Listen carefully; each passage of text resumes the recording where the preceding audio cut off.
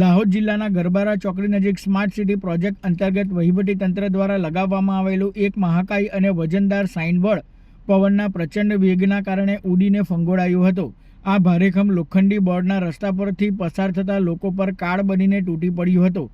આ ગમખ્વાર દુર્ઘટનામાં બોર્ડ નીચે દબાઈ જવાથી 2 લોકોના કમકમાટી ભર્યા મોત નિપજ્યા છે, જ્યારે અન્ય 2 લોકો ગંભીર રીતે ઘાયલ થતાં તેમને તાત્કાલિક સારવાર અર્થે નજીકની હોસ્પિટલ ખસેડવામાં આવ્યા છે. આ દુર્ઘટનાએ સ્માર્ટ સિટી પ્રોજેક્ટના નામે ચાલી રહેલા વિકાસના કામોમાં ભ્રષ્ટાચારની પોલ ખુલ્લી પાડી દીધી છે. સ્થાનિક લોકોમાં ભારે આક્રોશ જોવા મળી રહ્યો છે, કારણ કે આ મહાકાય વજનદાર સાઇનબોર્ડને માત્ર પાતળી સાઇઝના નટ બોલ પર ઊભું કરી દેવામાં આવ્યું હતું. તંત્ર અને કોન્ટ્રાક્ટરની આ ઘોર બેદરકારીના કારણે આજે 2 પરિવારોએ પોતાના વહાલ સોયા ગુમાવવાનો વારો આવ્યો છે. સવાલ એ થાય છે કે આવા નબળા બાંધકામને મંજૂરી કોણે આપી? માત્ર સાઇનબોર્ડ જ નહીં, વાવાઝોડાની તીવ્રતા એટલી પ્રચંડ હતી કે નગરપાલિકા દ્વારા ઊભો કરાયેલો પતરાનો આખો શેડ મૂળમાંથી ઉખડીને જમીનદોસ્ત થઈ ગયો હતો.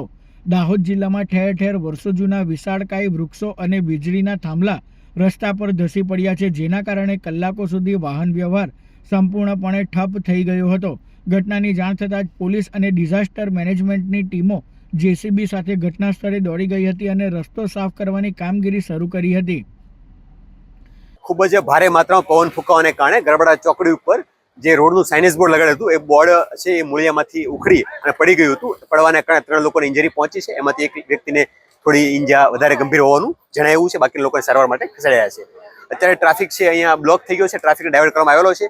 જે લોકો ગરબડા રોડથી દાહોદ તરફ આવી રહ્યા છે, એ લોકોને ગરબડા ચોકડી થઈ નગરાળા થઈ કડવા કોતર થઈને હાઈવે ઉપર મળી શકે છે. અને જે લોકો દાહોદ થી ગરબડા જઈ રહ્યા છે, એ લોકો પણ નસીરપુર દરગાહ પાસે થઈ, ત્યાંના કટ પાસે થઈ, નગરાળા ગામમાં થઈ, જેસાવાડાથી અથવા કડવા કોતર થઈ અને ફરીથી આ રોડ ઉપર મળી શકે છે.